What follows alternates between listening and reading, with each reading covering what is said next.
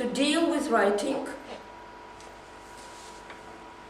and to view writing as a communication problem solution, as a means. So we view the text as a means of communication, and while teaching writing, we teach them how to solve problem of communication. And so please mind that we are going to view the text exactly as these two, as these means of communication. So you have already seen several times this framework, and you can see it on your bags. So that is the major tool or the main procedures how we generally work with the things we work with. So the first step, that is a challenge. In this way, in the framework, we call it increase room for thinking, and it is about the task. So when we created the task, or when we give a task to our students, we should also remember, at least in our perception, in our way, that we should remember that the task should be challenging enough. There are several questions about the degree of challenge, which we can discuss, but it is not the topic of that presentation. Anyway, you should think what kind of challenge is there in the text. Then we start working on the task, and during the work on the task, together with students, we find out the ways how to do the task, because in the beginning, at the first stage, they don't know how. That is the main criterion, the main check. If the students say, but I don't know how, that is a good signal for you that the task is good, that it's fine, we are there. When we speak about this step one, or speaking about any steps, speaking about any activity, we should very clearly understand why we are doing that and what do we expect to get as an outcome. In my vision, the outcome of step number one is a task. In this case, I put down a modified task, because at the very first, at the beginning stage, if you want to change your way of teaching, what you should do, you should take a traditional task which you are used to working with, and you should modify it. When you get further, when you understand more clearly how to do it, you can start with creating the text, a new text, not modifying. That is why I put down here a modified task, or a task which offers enough room for developing thinking. To demonstrate that, let's speak and discuss the following. Describe your English classroom. A very typical, a very traditional way, and a task in the language classroom. After having learned new vocabulary, new structures, we see that one of the ways how we can train it is to do writing. And it's obvious that if we have learned vocabulary from about the classroom, we want to check how well the students know the vocabulary, we offer them to describe the classroom. Okay, let's speak about this. That is a modified one. It is not the only variant of modification. You can modify it any way you want. That is just I will explain you why exactly this modification. In fact, yes, our English classroom where I work was a former computer lab. So it has a certain design. It is a pretty long room with desks with computers on them, empty walls, pretty boring. And I worked there with my 5th, 6th, 7th graders. It's pretty boring for them. And that was the task for 7th graders last year. So I offered them, in my opinion, pretty realistic task. So what do you think about this? Is here more room for thinking? Why? Why? Because they have to analyze, to evaluate their descriptions, and if it's used for the design or not. So they have to not just say some words and sentences. But they should think before. Yes. And one of the main signs that it is a better task is that they have to think first before producing. They can't produce immediately. I mean, they can. Of course they can, but then the point is about the result, and if you accept the result or not. If you remember, Alexander showed yesterday the main way and the main direction of going to a thinking task. That is, you give the task, the students give the answer, and you accept the answer. So you give the task, the student describes the room, you accept the answer and go further. The same can happen here. You give the task, they give the answer, you accept the answer. And then, even if we have this kind of task and the difference between the tasks, it still might be not thinking. Because if the result which they have presented, have done, is not very good, but you accept it, whatever they write, then there is no thinking again. You don't develop thinking. You should challenge what they have produced. Another example, describe your hobby. Very typical. And people either speak or write and they describe their hobby. Again, speaking about thinking. Is here much thinking? Maybe yes. It depends how they treat. It depends how the students deal with the task. Of course it depends. I agree, because they really can, if they are more creative, less creative, they can produce something more creative, less creative, but will there be some room for development? And we speak here about teaching thinking skills like very explicit. So not that something happened in the head, but something what the students are aware of. And they do it consciously, not subconsciously. And that is another variant of the task, also about hobbies.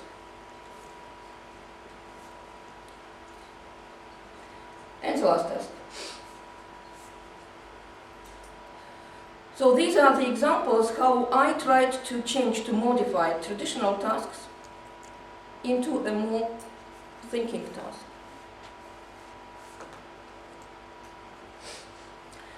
I have put down here two things about the algorithm, two steps and two ideas. It's not a very long algorithm, but at least I think that these are two major ones. When you create a task, how to create a task, how to help you, some advice, how to help you to create the task. So think about true life context, true to life, I'm sorry. All the previous tasks, in fact, are true to life stories. What we describe our classroom. The task which I gave them, it is true and very close to them. Speaking about hobby, it's very close to their reality in Form 5 and Form 6. But one idea is that you should put the task in that context which is unusual for them. I don't think that they have ever written to the designer. So you should put down, you should change something in the context so that they have never come across this situation. Don't be afraid to make it difficult. You will help them to cope with that. You will guide them. That is a very good tool. I think that we use it very often. We introduce limitations. In speaking about writing, there can be different limitations, including limitations in time. If we want to check how well they have acquired the skill of producing ideas and text, we can introduce limitation of time as well. But at that stage, speaking about the task, by limiting, we mean specification. Make it as specific as possible, so that to eliminate an opportunity of the students to produce whatever comes to their mind. Because very often creativity is viewed that if students can produce as little realistic thing, as fantastic thing, the more fantastic, the less realistic it is, the better. In our vision, creative thing is the one which meets the most requirements, the most specific task, and if the text meets these very specific requirements, then the better result will be. If we speak about the problem of communication, I think that it comes here, steps in here, because if we want to communicate our message, the more things we take into account, the more specifically we understand the idea, what we want to deliver, and what we want as a result, more successful we are in delivering, and we have more successful results in communication. Step 2, if you remember, the step 2 is that we start dealing with the text. So we have created a task, a pretty difficult task for students. Now we start dealing with the text. Here is a list of possible ways how you can do it. So the student gets a task, and is somehow, at the beginning he might be shocked, frustrated, unwilling to do these tasks. With time they get used to, and they are interested in doing these unusual, difficult tasks. What I call and what I use and what we discussed with you speaking about the difference between the two kinds of the tasks is that they first should think. They can't start right immediately, and I call this stage preparation. So, and here there is a place where they start thinking and understanding how to do the task, what to do with the task. And here where they use these thinking tools to organize information and to make choices. That is a key word for, I think, that they always have a chance to choose, and they should choose. You should put them in the situation that they should choose. And the point is that you should teach them how to make better choices. More conscious, more reasoned, more successful. The next step, when they haven't produced the text yet, they haven't started doing the task yet, they are thinking about the task. They are thinking, they're putting what they want from the task and how to do it. And they do it individually. Only then they start sharing. The students can share with the other students only when he had an opportunity to think and to work individually. That is my belief. When people say that students should work in groups or in pairs, it's okay, but I think that there should be some shorter or longer period of time when they should be to themselves, together with one-to-one, putting some ideas so that he has what to share. Then he will. Otherwise, in the group work, very often happens that there is one person who knows everything and he does all the job. So they share ideas and discuss. So the teacher, under the teacher's guidance, it means that the teacher observes and monitors the discussion, putting the right questions when the teacher sees that they either miss something or go to some direction the teacher doesn't want it, maybe at this lesson, or wants them to see something more, not giving the direct instruction, but through guidance, through challenging, through questioning, the teacher guides them, but they do the job themselves.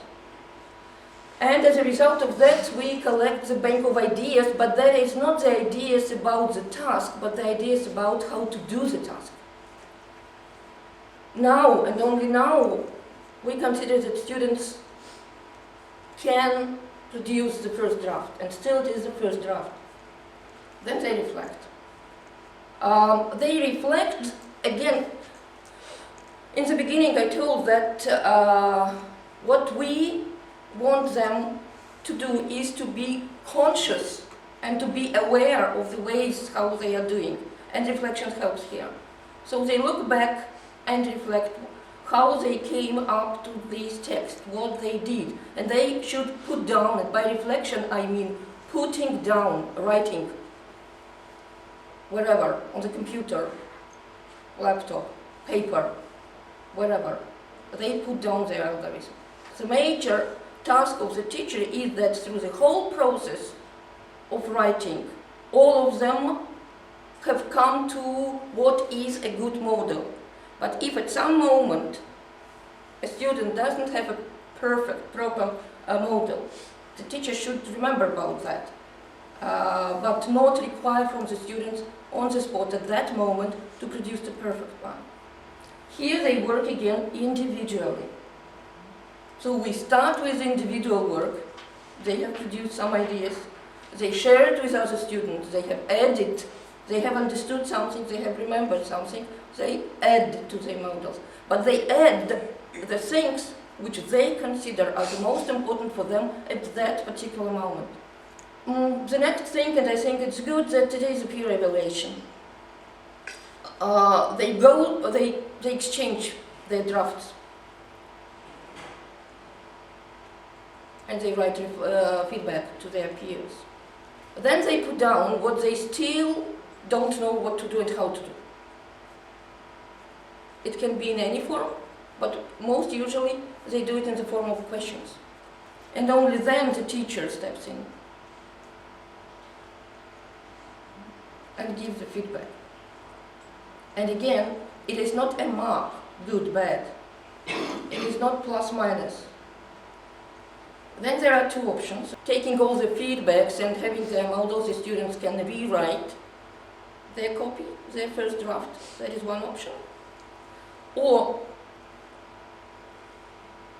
having their model, because the major point is that they should produce a better variant. So they should see that the tools really help them. Or they can use their model to do a task a different task of the same type, and to see if they can produce the first draft model a better one than they did in the other task. That is the option which I usually follow, and several drafts is the option which I think Alexander usually follows. What outcomes do I see of this step number 2? So they have a text. They should do the task. They should have the text. Otherwise, there is no point of discussing. We can't stop just on the preparation level. They should produce the text. And as a result of the reflection on how the task was done, the outcome is at the beginning the draft variant of their instruction or algorithm. I think that the last one is very important. If we speak about learning as a process, it never ends. But the point here and the difference here is that not the teacher puts the goals, but the students put the goals. And they put individual goals, not as a class. All in all together, during the whole process of working on texts, the problems of the students will be the same, but they will appear at different time and at different place with different students. And that's okay. That is, I think, more comfortable for. The major things here is to get them used to the idea that they won't get immediate answer if it is right or wrong. They should develop this habit. When we speak about writing different types of texts, gradually, when we cover different tasks, different kind of tasks and different type of texts, the students should come to a very general model. And they can use this general model for writing any type of texts. At least that is the aim. That is the ultimate goal of the teacher. Step 3 is working with algorithms, how I see this step 3 at the moment, that we start working now with the algorithm itself, not with the task, but the algorithm, and we evaluate the algorithm, and we change it and improve. With the aim, and the aim of this improving is that to make it more general and more general, so that includes the ideas about more and more text, so that having the model, that is the idea that they can produce anyone.